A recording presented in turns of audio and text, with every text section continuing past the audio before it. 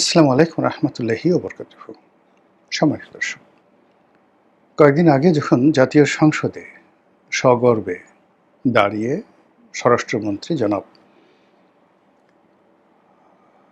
সালাউদ্দিন সাহেব তিনি ঘোষণা করলেন বাংলাদেশ পুলিশের সাবেক আইজি তিনি গ্রেপ্তার হয়েছেন দুবাইতে এবং খুব দ্রুত তাকে সেই দুবাই সরকারের কাছ থেকে ইন্টারপোলের মাধ্যমে বাংলাদেশে ফেরত আনা হবে।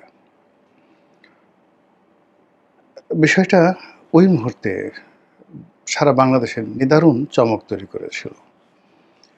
অবস্থা দৃষ্টে মনে হচ্ছিল যে বাংলাদেশ একটা নতুন এরার মধ্যে ঢুকে গেল, নতুন একটা যুগে ঢুকে গেল। সংযুক্ত আরব আমিরাতের মতো একটি শক্তিশালী রাষ্ট্রে ইন্টারপোলের মাধ্যমে বাংলাদেশ পুলিশের প্রমিথিউস বলে খ্যাত এ যাবৎকালে পুলিশের সবচেয়ে সুদর্শন, সবচেয়ে চৌকুশ, সবচেয়ে ধড়িবাজ, সবচেয়ে ধান্দাবাজ, সবচেয়ে মানে মাস্টার ফর অল, আর বললাম না। তো যে বেনজির অত ভালো ছাত্র ছিলেন না, বিএ পাশ করে ঢাকা বিশ্ববিদ্যালয়ের পাস কোর্সের পরে মাস্টার্সে ভর্তি হয়েছেন।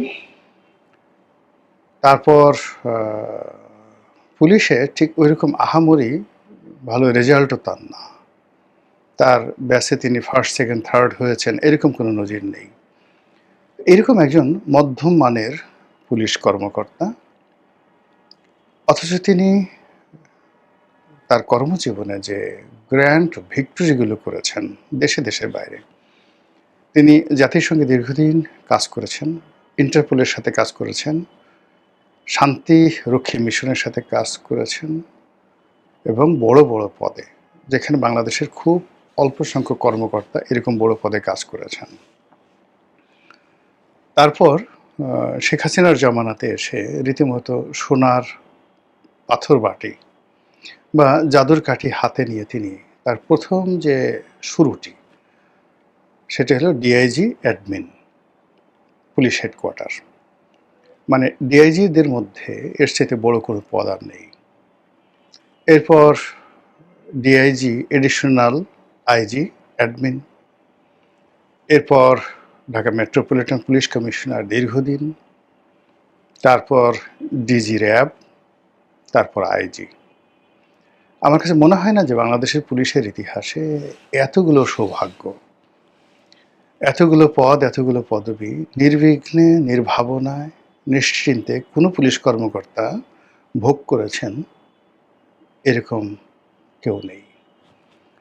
শুধু তিনি পদপদবি ভোগ করেনি, তার সঙ্গে সঙ্গে বাংলাদেশের সেই মিডিয়া জগৎ বলেন, মানে মডেল জগৎ বলেন, যে সকল আলোচিত নায়িকা, গায়িকা, সুন্দরী, রমণী, ঘরে বাইরে, মানে চারিদিকে মৌ মৌ তার রূপ, মানে বেনজির রূপ, রস, লাবণ্য, গন্ধে মুগ্ধ হয়ে পঙ্গপালের মতো নারীরা তাকে সঙ্গ দিয়েছে এবং এটা নিয়ে কোনো সমস্যা তৈরি হয়নি। এক প্রেমিক বলেনি আমাকে বিয়ে করো, আর এক প্রেমিকা বলেনি যে আমাকে এটা করো। তিনি অসাধারণভাবে সবাইকে ম্যানেজ করেছেন। তারপরে অর্থবিত্ত উপার্জন, মানে যে পরিমাণ আইজিদের থেকে তিনি টাকা পয়সা উপার্জন করেছেন দেশে দেশের বাইরে, সেই গরুর ব্যবসা, সাদেক অ্যাগ্রোর থেকে অভিজ্ঞতা নিয়ে আসে গরুর ব্যবসা, 5 স্টার হোটেলের ব্যবসা, নিজের রিসোর্টের ব্যবসা, দেশের বাইরে স্বর্ণের ব্যবসা থেকে শুরু করে এমন কোনো কাজ নেই না করেছেন।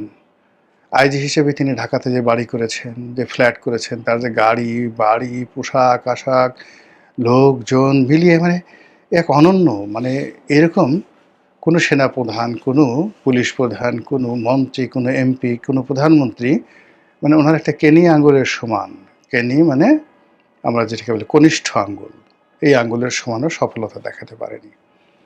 তো কাজেই এরকম একজন মানুষ, যার সারা দুনিয়া পরিচিত, কতগুলো যে পাসপোর্ট আছে একমাত্র আল্লাহ জানে।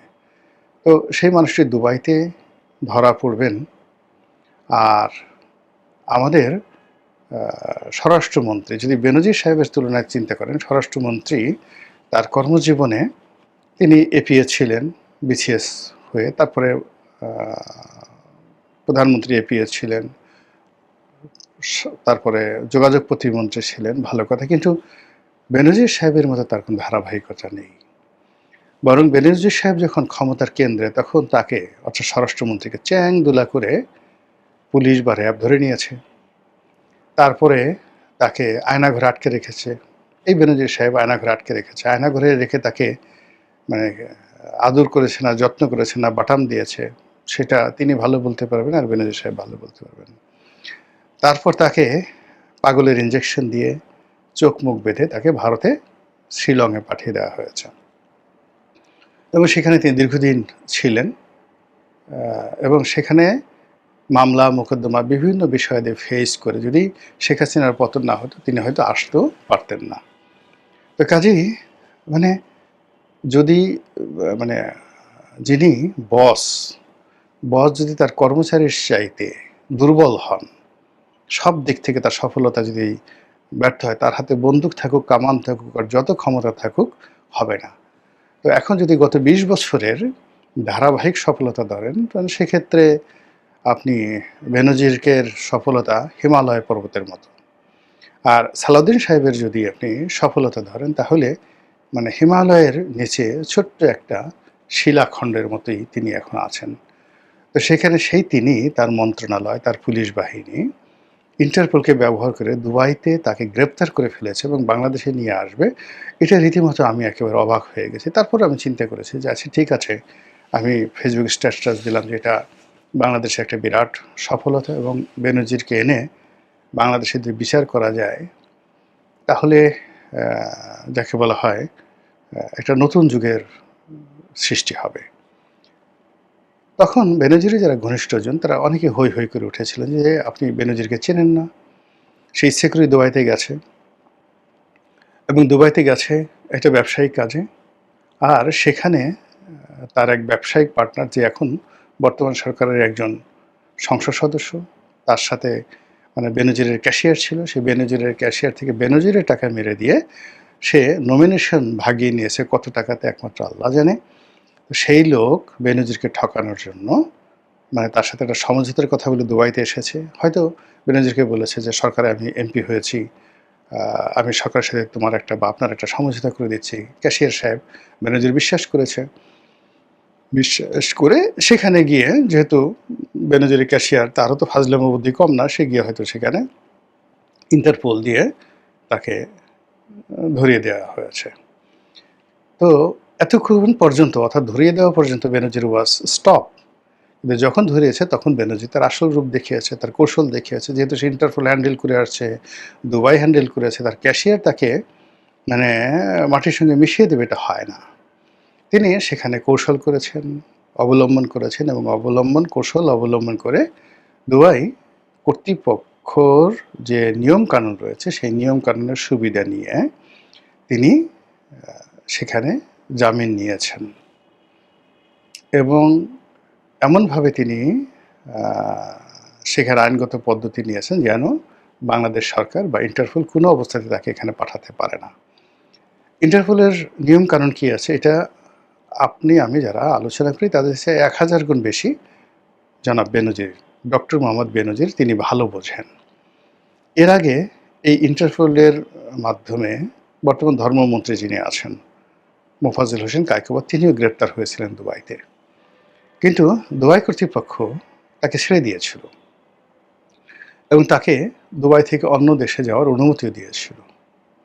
বেনজির সাহেব এখানে যে কাজটি করেছেন, সেই কাজটি হলো তিনি এমনভাবে মানে ব্যবস্থা করেছেন, তার প্রাথমিক স্তর হলো তিনি দুবাইতে থাকতে পারবেন। এখন যেহেতু দুবাইতে তার মামলা চলছে, এই মামলা নিষ্পত্তি না হওয়া পর্যন্ত তিনি থাকতে পারবেন, এবং এই মামলা তিনি ইচ্ছা করলে ৫ বছর ১০ বছরও চালাতে পারেন, আবার ইচ্ছা করলে ৫ দিনও তিনি এটা ছেড়ে দিতে পারেন। এটা তার উপর নির্ভর করবে। আবার দুবাই এমন একটা রাষ্ট্র,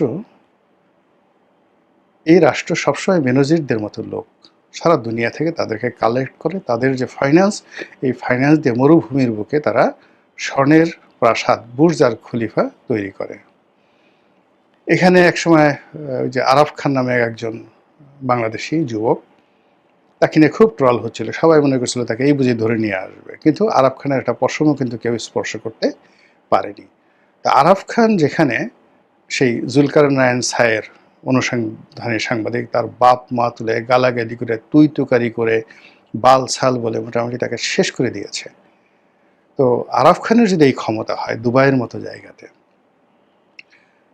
সেখানে বেনজিরের অবস্থা কি হতে পারে বোঝার চেষ্টা করেন।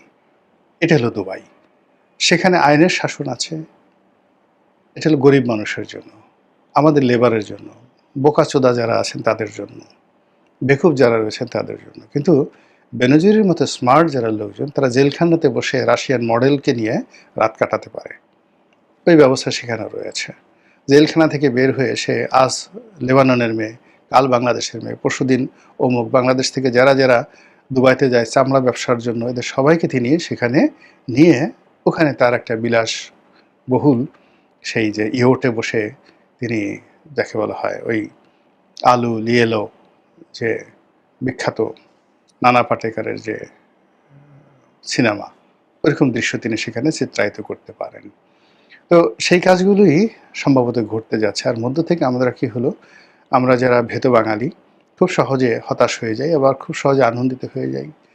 তাদের মুখে এই বেনজির সাহেব সেই বাংলাদেশ থেকে চলে যাওয়ার পরও তিনি যেভাবে চপেটাঘাত দিলেন, এটা খুবই একটা খারাপ কাজ করেছেন। তিনি বাংলাদেশে যখন শেখ হাসিনার জামানাতেই তিনি বাংলাদেশ থেকে চলে গেলেন, শেখ হাসিনা তাকে প্রাণান্ত চেষ্টা করেছিল গ্রেপ্তার করার জন্য। তারপর এত বড় একজন স্বৈরাচার, এত তার ক্ষমতা, তিনি শত চেষ্টা করে বেনজিরকে ধরতে পারেনি, বেনজির একটা পশম স্পর্শ করতে পারেনি, একেবারে বুক ফুলিয়ে এয়ারপোর্ট দিয়ে তিনি চলে গেলেন, দেশের বাইরে চলে গেলেন, এবং দেশের বাইরে গিয়ে তিনি রাজার মতো সারা দুনিয়া ঘুরে বেড়ালেন। তো সেই আমলে শেখ হাসিনা যেটা পারেনি, এখন স্বরাষ্ট্রমন্ত্রী সেটা পারবেন বা অন্যান্য যে লোকজন পারবেন, আমরা অবাস্তব হলে আমরা বিশ্বাস করেছিলাম। কিন্তু একই হলো, এখন যে সমস্ত কথাবার্তা শুনছি, স্বরাষ্ট্রমন্ত্রী বলছে জামিন বাদ দেওয়ার জন্য আমরা লবিস্ট নিয়োগ করেছি, এই সমস্ত কথাবার্তা বোগাস, এগুলোতে কোনো লাভ হবে না। হ্যাঁ, আমরা তার চেয়ে বরং বেনজিরকে আল্লাহ রাস্তায় ছেড়ে দেই। হ্যাঁ, আল্লাহ যদি কোনোদিন দয়া করে তাকে ফেরত আনে, তখন আমরা তাকে আচ্ছা মতো বিচার করব। আর যদি আল্লাহ ফেরত না আনে, আমরা সব দোষ আল্লাহকে দিতে পারবো যে আমাদের কি দোষ, আল্লাহই তো তাকে আনলো না, আমরা কি আল্লাহর সে ক্ষমতাধর? আমরা ওই যে গ্রামে অনেক ষাঁড় আছে যেটা আল্লাহর নামে ছেড়ে দেওয়া হয়, এইভাবে আমরা আল্লাহর নামে বেনজিরকে ছেড়ে দিলাম। এছাড়া আসলে এখন আমাদের আত্মতৃপ্তি লাভ করার আমি আর কোনো উপায় দেখছি না। আসসালামু আলাইকুম রহমতুল্লাহি ওয়া বারাকাতুহু।